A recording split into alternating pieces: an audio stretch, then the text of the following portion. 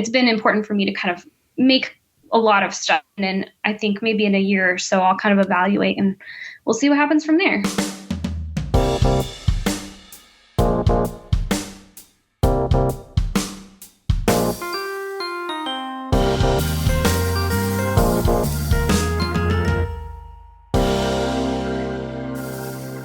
Hello, print friends, and welcome. I'm your host, Miranda Metcalf. Each week, I chat with artists who use print-based media to do something beyond the expected. This is a bilingual podcast, so if you subscribe to us, you'll be getting episodes in English with me, as well as in Spanish with Renato Gil Zambrano. Together, we speak to printmakers around the globe about their practice and passions in the world of printmaking. Hello Print Friend is brought to you by Speedball Art Products, who've been a leading innovator and a leading manufacturer of printmaking products for over 50 years. Speedball's speed screens answer the call to have an easy-to-use way to screen print no matter what your experience level. Whether printing at home, studio, or classroom, these ready-to-use mesh screens allow you to create permanent photographic stencils without the need to mix emulsions or coat a screen. All you need is your design and you are ready to print. Pick up the Speed Screens kit for the most affordable way to get all the materials necessary to print your next masterpiece. There's a link in the show notes. My guest this week is Leigh Garcia.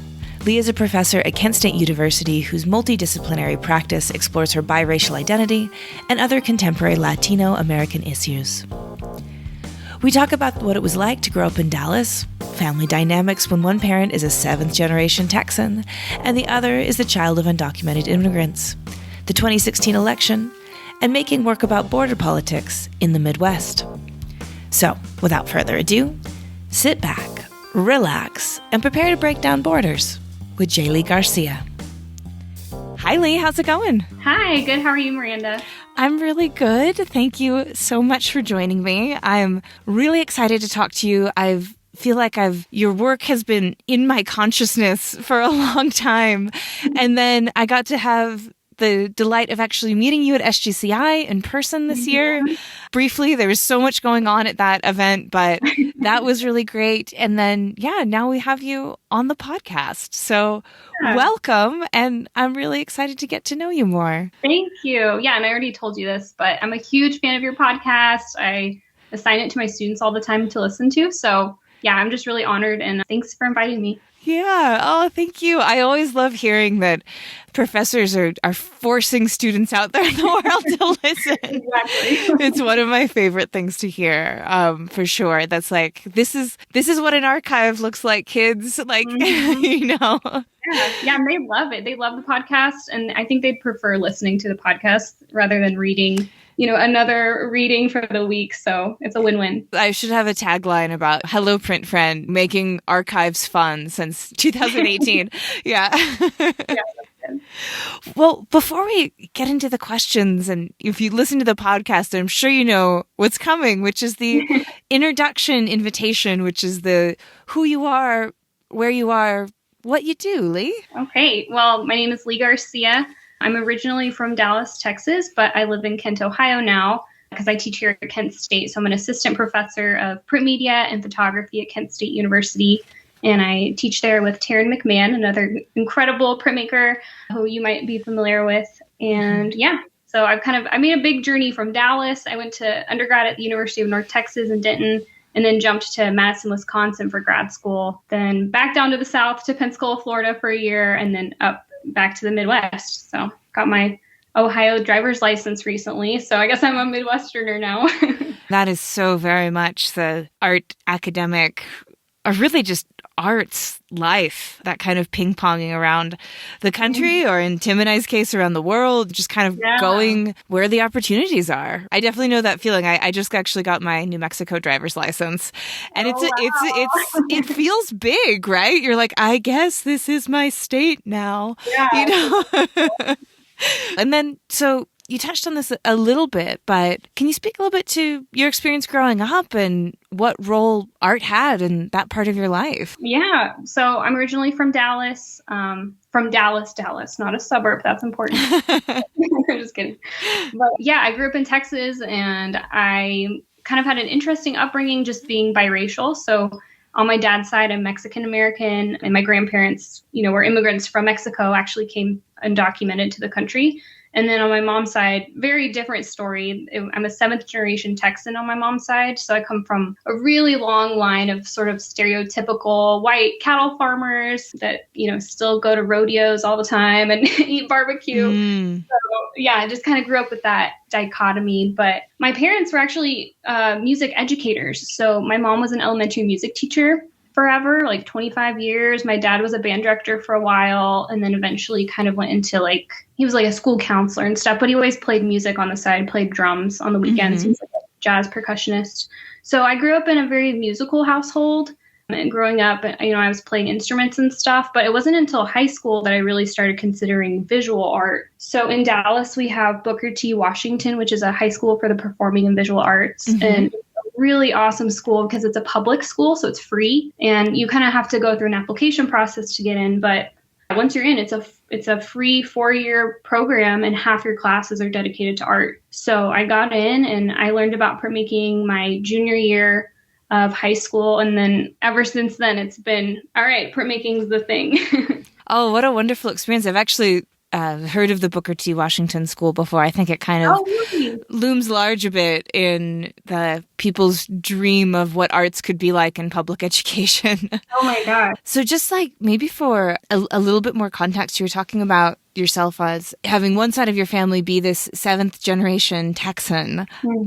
I was trying to imagine what time period does that put us in if we go back 7 generations? Is that 1700s or? Yeah, something like that. It's before the Civil War. And, Wow. That's something my family, they never want to talk about it. But yeah, we had Confederate soldiers fighting for slavery on my mom's side in Texas. It's pretty wild and obviously not something to celebrate, but part of our history. I think luckily we're kind of in a time where people are being really honest about their family histories in this way and understanding that this is a part of who we are, and many of us are extremely privileged in part because of those histories. And as you said, not something to celebrate, but also something to just kind of say, okay, this is a fact. And what do I do with these facts? Exactly. Yeah. And we talk about it, my white family at least talks about it in such a different way than my Mexican family, because we don't really say we're I don't even know what it would be on my Mexican side. We were in Mexico for 10,000 years. Right. So Yeah. what is that in generations terms? And then even calling ourselves Mexicans is what was Mexico before it was Mexico's indigenous land? That's something I've been thinking about a lot. Yeah. And I think we'll probably get into it a bit more when we talk sort of more specifically about your practice, which, certainly is diving into those issues and I think your own exploration in really interesting ways. So growing up with these two parents who are in music, did you feel pressure to go into music over visual arts at all? Yeah, a little. They forced me to take piano lessons for 12 years, and I think that actually kind of pushed me away from music. But I was I think most artists you talk to, they're oh, I always loved drawing. As a kid, I was always making stuff, and that was definitely me. Always sketching and making tents and clay things. I think Booker T, that was just such a pivotal moment in my childhood. And really, I owe my entire printmaking career and really my life to my high school printmaking teacher, Ava Kuchide. She was this really tall, exciting German woman who was really into the Free Tibet movement. Oh my gosh. So, yeah, it was this cool thing. And she's my high school printmaking teacher, just super passionate about printmaking, but always kind of contextualizing it around look, you can use this medium to make multiples and to share information and change the world, and to a high schooler, that's really seductive and exciting to have, to think that you have kind of power to change the world. Yeah. It's that's my kind of woman. That's, yeah. Do it. Yeah, she sold me. That's wonderful. And so did you kind of then with that seed, always sort of think about your practice through social change or political lens with a wonderful German bird whispering that in your ear from a young age?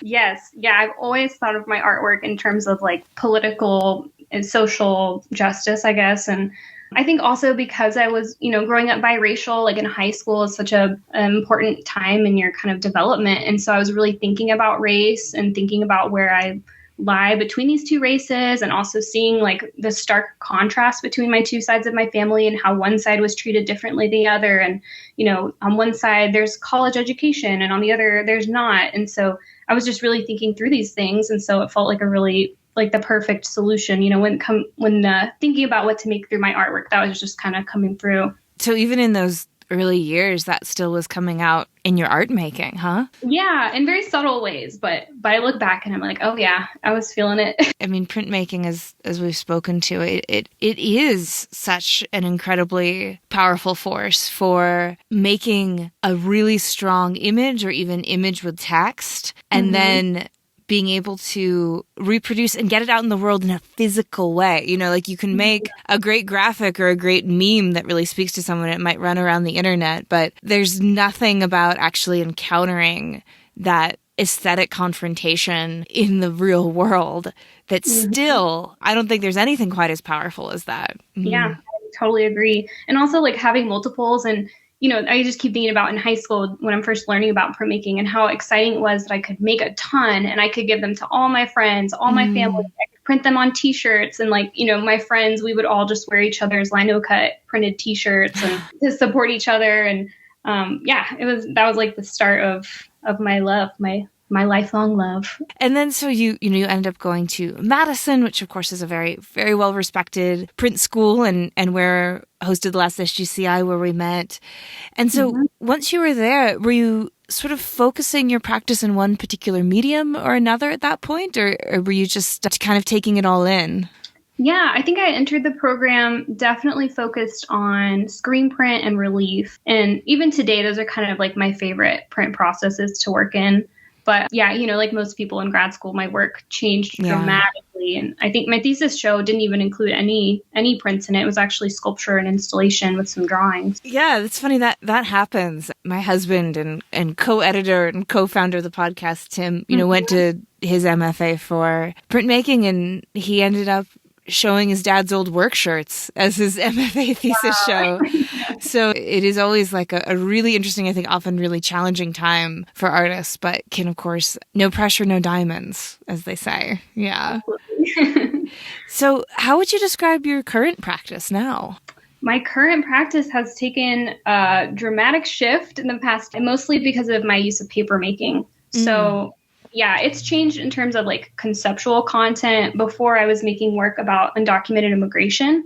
So in grad school, I was like really focused on understanding undocumented immigration kind of as a way of processing my own identity, knowing that my grandparents came to the United States through undocumented immigration, and considering, my kind of familial connection with that phenomenon. And then the pandemic has changed a lot of things. And I think my age, just kind of growing older, has changed a lot of things. So yeah, I'm now focusing more on my personal kind of biracial identity development, with how that kind of relates to undocumented immigration, but then also just through medium, including paper making. So I've been getting really, really pumped, excited about paper making. I'm teaching it at Kent State now too, which is probably influencing my work, but it's becoming a little more sculptural too. Interesting. And so how is the paper making kind of showing up in your work then? Lots of different ways. I'm it's a very new stuff, so I'm doing lots of experiments and things, but I've been making papyrus. So I've made onion papyrus. I've been working with tamale or corn husks, which isn't technically paper, but it feels like paper, and I've been kind of printing on it and using paper. Also making handmade washi. So, I'm in Kent, Ohio, and I'm really fortunate because we actually have the Morgan Conservatory of Papermaking just 45 minutes away, which I don't know if you've ever been, Miranda. It's like, oh my gosh, it's incredible. It's like a papermaker's dream. So yeah, the Morgan Conservatory of Papermaking, it's just incredible. So I've been taking a lot of workshops there. They taught me how to make handmade washi paper. So I've been printing on that.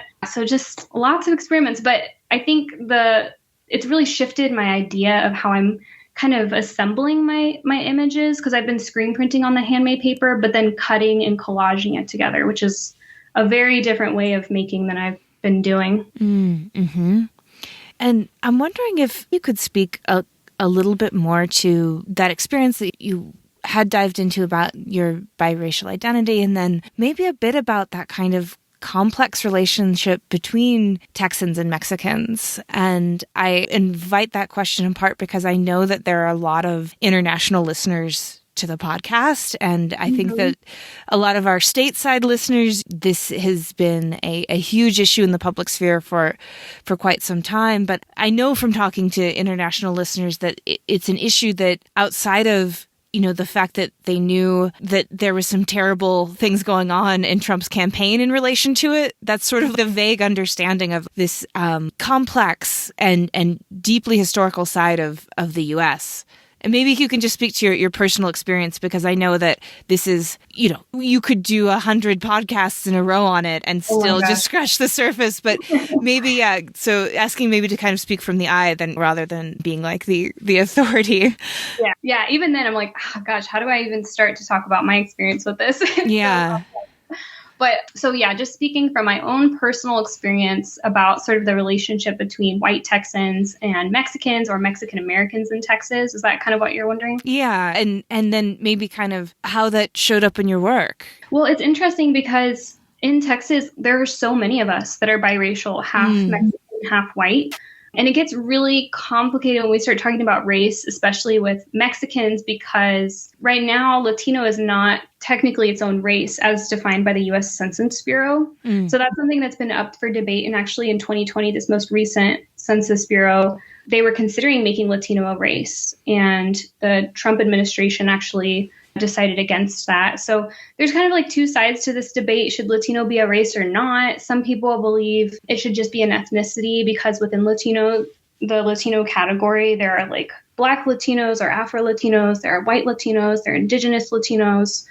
And then there are other people who feel like Latino should be a race because we are racialized in so many different ways. And of course, the U.S. Census Bureau's categorization of races is what essentially allows us to disperse money to communities. So many other kind of political, social things that I don't even know how to wrap my head around. Like, it's very complex. So I'm kind of going off on a whole other tangent here. But Mexicans specifically were categorized as their own race. I think it was in like the 1890s maybe that Mexican was a race. So it gets very complicated. And that's something I'm really interested in, is how people with my specific makeup of being Mexican and white racially identify. Because I choose to identify as biracial. Some people would just call themselves white Latinos maybe. But anyway, so there's so many of us with this kind of genetic makeup living in Texas because of the proximity to the border. So you would think that there would be this kind of like harmonious, cultural appreciation and sort of respect for one another, but it can really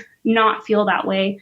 And I think it just has a lot to do with economics and kind of fighting for resources and undocumented Mexicans coming over to Texas. And of course, there's this like racial stereotype that undocumented Mexicans are stealing jobs and doing all these negative things to our economy, when in reality, they're paying taxes, they're working these jobs that no one else wants to work. And then looking at the larger historical picture of just how the United States has actually taken advantage of Mexico and other Latin American countries with policies like NAFTA and just essentially like going into Mexico, using their cheap labor to kind of siphon wealth up into the US and then not allow for people to follow that money. Right. Which has created this horrible economic situation and essentially an economic refugee crisis. So that's kind of my really shortened version. I could go on and on talking about this for days, but it's very complex. And I think especially when we're looking at Texas and other states that used to be a part of Mexico, and they used to be,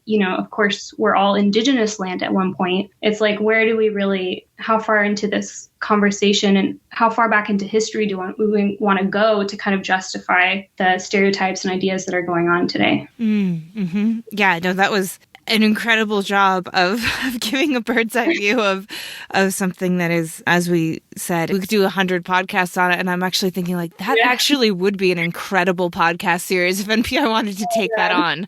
Right your local NPR station, fellas, because I would definitely listen to that. So this is the context that you grew up and you were born into. And then why do you think that, out of all the things going on in Leigh's life, a complex person, why do you think that for you, like using your art to dive into this side of yourself really kind of rang true and was something that felt like was necessary and was what you wanted to do? Mm-hmm. Yeah, I don't know if it's because I'm a second generation American. So there's always this kind of like pressure that I need to be giving back to my community or something like that. But I've just always felt like if I'm making art and I'm living this incredibly privileged life where my only issue of the day is like, is this color too bright? You know what I mean? Ridiculous little like crises that I go through on the daily. If that's like my privileged experience, then I need to be using my art to kind of give back or to do good. And I don't know, sometimes I think maybe that's just my ego being like, oh, I can change the world. Or maybe, Eva Kuchide, my high school printmaking teacher, like whispering in my ear, like, you can change the world with this print. But yeah, I think I love making art. I always knew, I was going to be making art as a career. And so now that I'm at this point, it just feels natural to kind of make work to kind of try and give back and bring some attention to these kind of issues. But it's also just kind of natural. Like these are the things I think about daily, every moment, every day. I'm kind of thinking about these things and they're in the back of my head. So when I start making work, they just kind of come out. Yeah, absolutely. And in terms of how it shows up in your work, I think for me, when I look at particularly your prints, you do such a wonderful job of creating a visual narrative that really brings forth the contradictions and the hypocrisy of, I think, a lot of what white America keeps in their mind's eye about immigrants coming from the South. And you've got an image that has people in a cage, and the cage is also a produce basket that has strawberries in it, I believe, and it says, product of the USA on the side. Right. And it's just, it's such a clever, but also just like beautifully executed idea of bringing forth the humanity and inhumanity that we can put on our immigrant populations, I think. Maybe you can kind of like speak to that piece in particular. It's one that I've seen from you. I think it was one of the first images I actually saw from you, and just it really just stayed with me as just like a really smart use of imagery and icons to just say a ton with the graphic image. Oh, thank you. Yeah, that was one of my first pieces. I want to say maybe my third piece, kind of exploring undocumented immigration. So, obviously that piece, it's titled El Sueño Americano, so the American Dream. And, obviously it's speaking to our agricultural industry and specifically strawberries because they're a really laborious crop to pick. And I say that in, full disclosure, I've never picked a strawberry my entire life because, again, I'm super privileged. Never had to do that. But my dad, he grew up in South Texas, kind of below the poverty line, maybe on the poverty line. And he and his family would work as migrant workers now and then. And they even traveled as far as South Texas up to Oregon one summer to pick strawberries. So the strawberry has always been something that, when I'm thinking about the agricultural industry in relation to undocumented immigration and Mexican populations, the strawberry is really kind of important to me and my family. So yeah, there's an estimation by I think it's the United States Produce Association or something that did a study, and it's something like 70% of the agricultural industry in the U.S. is undocumented, which is just crazy to, it's hard to even wrap your mind around that. But yeah, because they're undocumented, these people, it's really hard for them to stand up for themselves, and they can be victims of labor trafficking. And there's just so many issues that we don't even think about when you go to the store and buy strawberries and eat them. And yeah, it's such a complex fruit. That idea of the invisible systems that keep other people comfortable is such a powerful one. And that statistic of, 70% of the humans who are getting us the produce that we go waltz into Trader Joe's and buy while texting, and is really kind of staggering because of when you can't go to authority if you're being mistreated. You can only imagine like how much that must lend itself to being mistreated, because the people will take advantage of that because humans can be horrible. Absolutely. Yeah. And it's such a beautiful fruit. It's so bright and red, and so it's kind of fun to make that print, like using all the bright colors. And that's something I think about too in my work sometimes, is like making kind of beautiful things that are really colorful, that kind of draw people in, and they're like, oh, strawberries. And then to get kind of like poked in the eye with this political message, that's kind of like my goal, I guess. That's so appropriate to point that out, because I think that's the other thing about a lot of your compositions and also your installation work, is that they're really beautiful. And it is that spoonful of sugar makes the medicine go down a bit. And strawberries, I feel like, as you say, they're not only are they just beautiful fruits, but I feel like they're so even historically associated with luxury and excess, and strawberries and cream, strawberries and champagne has this you're living the high life kind of association. So yeah, it works really well. There's another one I was thinking of too, in terms of your really just with visual language bringing forth these contradictions and the hypocrisy, is the two guys who are, I think they're wearing some sort of build the wall paraphernalia, but they're eating at a little taqueria. It made me think about how I'm sure for you, 2016 must have been, I mean, it was, I think for many of us, just a total psychic mindfuck. And then, but then to have these complex issues that were with you your whole life, and it sounds like you were engaging with critically your whole life, suddenly and so kind of violently thrust into the Coliseum of American politics. That must have really changed things, I would guess. Oh my gosh, yeah. 2016. Woo! How do you even I want to go back there?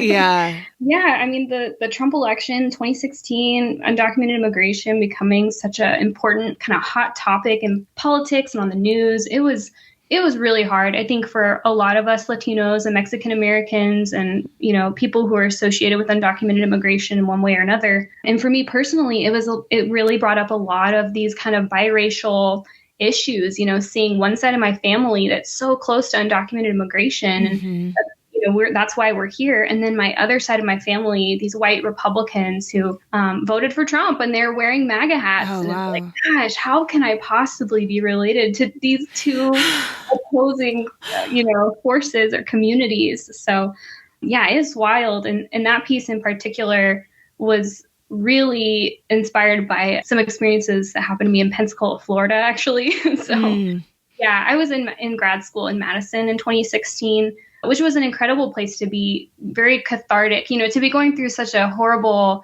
presidential election. It was a good place to be because it's the capital of Wisconsin. So there were protests that I could go to every day to kind of let off some steam. But right after grad school, I moved to Pensacola, Florida for a year with my husband to teach as an adjunct. And that was a hard year because Trump was doing, I guess, rallies for the upcoming election. And he actually came to Pensacola, Florida one weekend, and the whole town was just painted in these red MAGA hats. And it was my personal hell, And I saw a lot of that weekend. Yeah. Oh my gosh. I can only imagine it just must have felt truly unsafe, constant, little fight or flight mechanisms going off in your brain constantly. I can just speak for myself as someone who's white and reads as cis and straight. I get a pit in my stomach when I encounter someone in a MAGA hat, and I get a little pulse quickening just of feeling freaked out by the values that I'm assuming this person has. And so, yeah.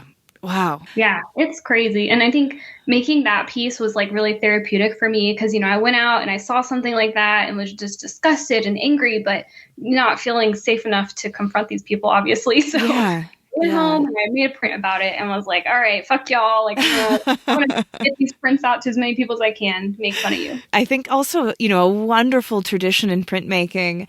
And of course, because I've got this, my degree in Northern Renaissance printmaking, I always think about Martin Luther and the Reformation and the history of political kind of imagery and, of course, political text. And, Martin Luther was saying just filthy things about the Pope, writing and passing it around. And you definitely are in a grand tradition of using printmaking as catharsis, for sure. So in terms of, you talked about moved around a bunch and you've lived in Texas and you've lived in Florida. And so now you're in the Midwest. And as you said, you've got your Ohio license. You are a Midwesterner now. Yep. How is that kind of entering your practice? Because I reckon it would affect it in a way, in the sense that when you're in Texas, you're geographically so close to the issues that you're exploring. And you're in the Midwest, and there's certainly Latino populations for sure in the Midwest, but the geography has changed. And how are you kind of finding that affecting you and your practice? Oh my gosh, yeah. It's something I've been thinking about a lot. And my experience in Ohio has been kind of strange because I got here in 2019 in August. So I was here 6 months and then the pandemic hit.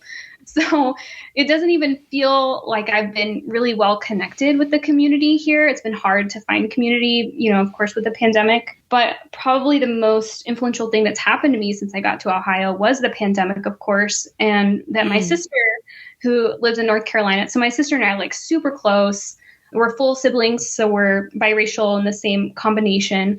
And she lives in North Carolina. She's a PhD student. So when the pandemic hit, all her classes went online. She's a mental health counselor and all the counseling sessions went online. Wow. So she moved up to Kent, Ohio and lived with my husband and I for, off and on for about a year. So that was like really pivotal in my art making and my kind of like identity. And that's really impacted my entire art process right now. So yeah, it's funny thinking about like, oh, I'm an Ohioan now, but really most of my time in Ohio has been like in my house with my husband and my sister making art. So yeah, I don't feel like super connected to the community here, but I think that being kind of isolated, being indoors, being with my sister constantly too, has really helped me to kind of flesh out some biracial identity ideas. And that's kind of like where my art's focusing now. So that's really been the biggest part of moving to Ohio, is really just getting the chance to live with my sister again, really. Yeah. Well, and I don't know, I could definitely see too, having someone who you're so close with, who's shared that identity growing up in Texas, and who also is a counselor. Like, that sounds like a great combination if you want to process some things. It's hilarious. It goes even deeper than that because she actually just defended her dissertation last week. So she's officially a doctor. Oh, congrats to her. I'm so proud of her. And her dissertation was on sibling relationships, biracial sibling relationships, and how siblings can influence your biracial identity development. So oh my gosh. Yeah, we're kind of the same person, just in different fields. But I was going to say, like that she's getting at it from the psychological, and you're getting at it from the cultural. Yeah. Wow. What an interesting experience. Is she still living with you, or is the pandemic kind of letting her go back to Carolina? Yeah, she had to go back to North Carolina. She was with us for about a year, and she would kind of come for a couple months and then go back there, give us some space, come back, But she's back and just finished up her PhD, so she'll be staying there now. But yeah, like I said, we're super close. And I think her living with me, it was like every day we were talking about these things together. And of course, the Black Lives Matter movement, George Floyd's murder was happening at the same time. So we were together through all of that, which also in a way influenced our kind of racial identity. And having a mental health counselor live with you during a pandemic was best thing. Yeah, a pandemic and a racial reckoning, and that's really interesting. I don't know if there is at all a short way to describe it, but does she have, I don't know, like the elevator version of how does having a sibling in a biracial identity kind of affect or develop each other? Mm-hmm. So kind of like, what did she find with her dissertation? Yeah, that's a much better way of asking that. I made that question way overcomplicated, but this is talking about the processing out loud part of life we were talking about. Yeah, it was super surprising. So she's done a lot of research first on monoracial sibling relationships, and then did the study, and she got over 500 biracial, multiracial, mixed people to fill out the study, some with siblings, some without. So it was a big combination, but it was surprising because with her research on monoracial siblings, usually monoracial siblings help each other in their identity. So she was expecting a similar thing, if not stronger, for biracial siblings, because she and I always talk about how we've really helped each other through this whole thing. Like, no one in our family, none of our cousins know what it's like to be us, and nobody looks like us. No one has light brown skin with freckles like us, like all these things. So she was expecting the correlation to be very high, and she actually found no correlation. And so it was a really kind of shocking, interesting result for her. But at the same time, she's thinking, okay, multiracial, biracial, mixed people, there's so many different combinations, and we're such a complex, diverse racial group that it's really hard to do research on us. And there's like barely any research out there today in essentially every single field on multiracial adults. And of course, we're the largest growing racial category right now. The U.S. Census Bureau in 2010, it was something like maybe like 1% of the population was biracial, multiracial, and now it's up to like 10%. So it's been a huge increase. And of course, like it's all the children right now in the U.S. So it'll be really cool to see them grow up. But yeah, it was interesting. Her findings were not what she thought they would be. Oh, that is really interesting. I wonder if in part it's so understudied, aside from the pervasive racial bias in the U.S., but if part because it is so complex. So if you're trying to get funding or you're trying to get your little, pitch to your grant, like it's maybe kind of more difficult to really sort of sum it up in a way, because biracial, multiracial identities, as you've spoken to, it's a whole nother level of complexity as well. Yeah. Exactly. Absolutely. So we've talked a lot about your prints, and I want to make sure we've got time to chat about your installation work as well. So can you speak to maybe a bit about how you go about taking on the projects and how they fit into your broader artistic practice? Yeah. So I've really only done 2 kind of like major installations that I consider to be immersive, really large scale. And usually it's a lot of planning. So obviously, and being a printmaker, I'm very much a planner. So finding the space, that's kind of number one for me. And I'm like a huge fan of kind of making a little maquette and taking the measurements and kind of, so every time I've done an installation, I've gotten the specs of the gallery, the specs of like the wall size and everything, and then kind of made little maquettes to fill it in. And I really like making installations, like I said, that are immersive. So including sound components, even playing with the lighting. Like I've done a lot of installations in the dark, and then smell. That was something really fun that I did for my thesis show, where I had incense because I wanted to kind of give this sense of like a cathedral or a funeral or something. So I burned some incense in there as well. How do you find that your audience interacts with installation differently than print? And I feel like this might seem kind of like a really basic question, but I always find it really interesting the way different aspects of an artist's practice fulfill different needs and what they are wanting to put into the world. Yeah, that's a great question. I think with installation work, what I've found at least is that the viewers seem to be a little more empathetic towards the thoughts and ideas that I'm trying to express. So the first kind of large installation I did was called Seeking Asylum, and it was essentially like a metaphor for crossing the border and going through sort of a physical but also spiritual journey of crossing the border and crossing into the United States and potentially even like dying on this journey. Right. So I think by creating an immersive installation where the viewers actually had to go through the space with a flashlight in the dark. And so they were really forced into this kind of vulnerable situation that they had little control over.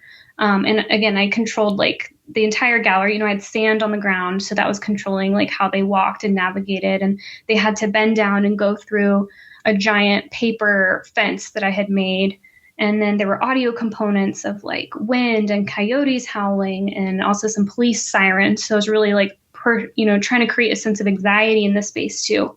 I think with that piece in particular, I really was able to kind of control the viewer in a way that I haven't been able to do with my 2-dimensional work.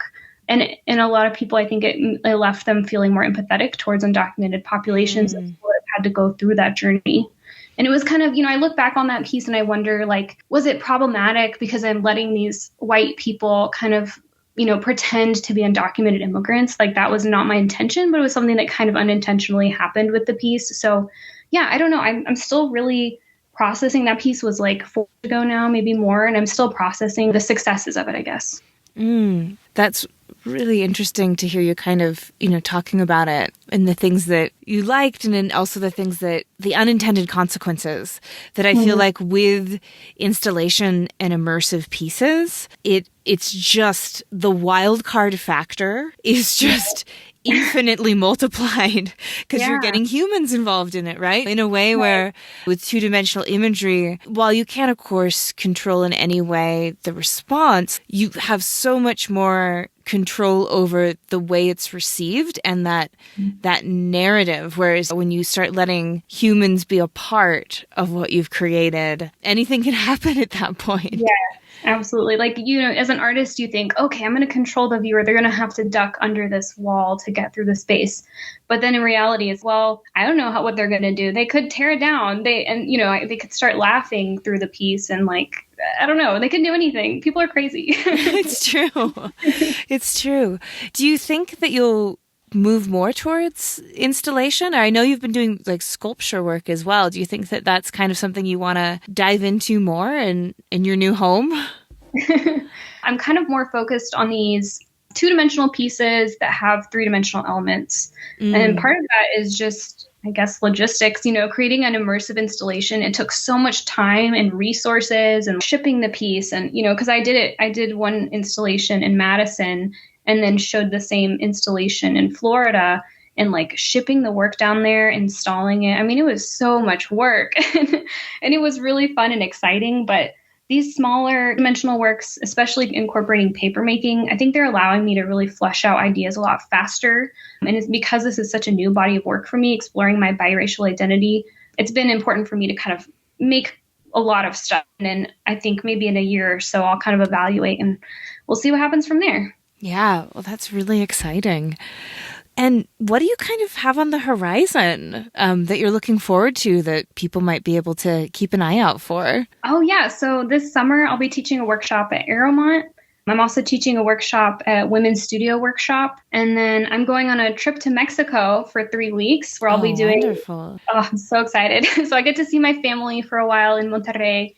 And then I'll be going to Mexico City and Querétaro with Marco Sanchez, who I know has been on one of the Hello Print Friend podcast episodes. Absolutely. He actually has the esteem of being the only guest who's been on 3 times. Oh my gosh. So he is an original print friend, Marco. Yeah, we love Marco.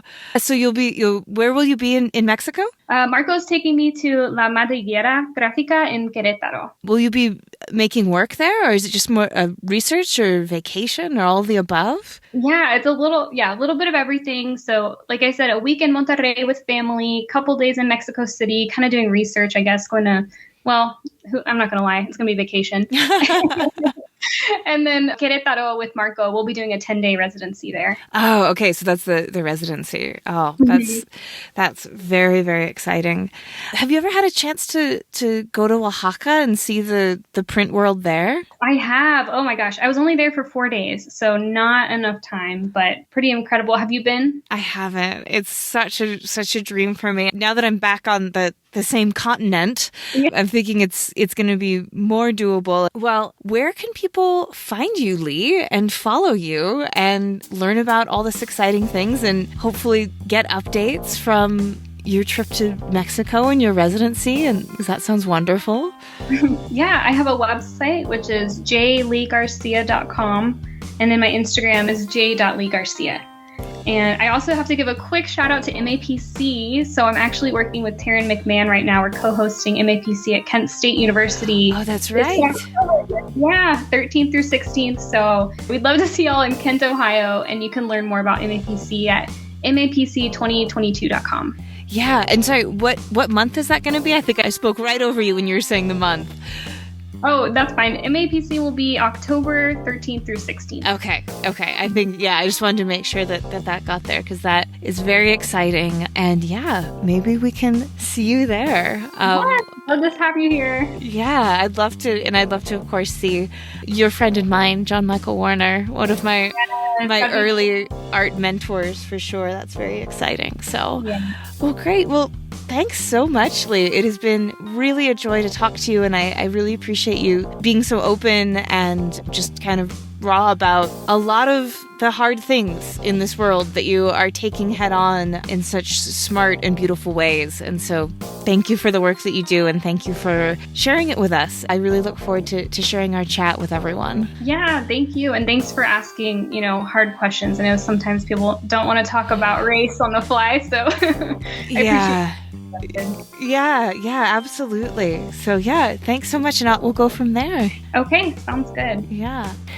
If you like today's episode, we have a Patreon where you can help us keep the lights on and get bonus content, like Shop Talk Shorts, where our editor Timothy Pauschak digs deep on materials, processes, and techniques with past guests. Also, if you've listened this far, you might be that special kind of print friend who would leave a review for us on Apple Podcasts. It would mean the world to us if you did. No joke, this really does make an impact in this podcasting gig. And that's our show for this week. Join me again next week when my guest will be Bill Lagatuda, master printer and workshop manager at the Tamarind Institute of Lithography from 1988 to 2015. We talk about his early days as a printer traveling around the country from job to job and how that made him rethink his career path every now and then. Landing at Tamarind and working with the incredible artists over the years, and the amazing exhibition up now at the Albuquerque Museum, Printer's Proof, which features editions from some of the great artists and master printers of our time.